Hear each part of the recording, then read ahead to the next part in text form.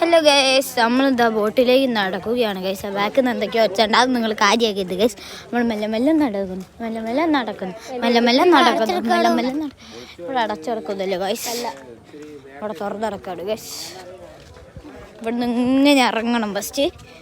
ഇത് ഇങ്ങനെ പോയേക്കാം, വെറുതെ ഇറങ്ങില്ലേ എന്താ ഗൈസ്. നമ്മൾ കയറുന്ന വീഡിയോ ഞാൻ എടുക്കുന്നുണ്ട് ഗായ്.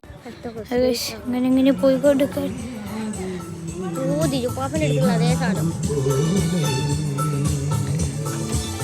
ഒരു സിഹറിന പാട്ടുണ്ട് ഗൈസ്.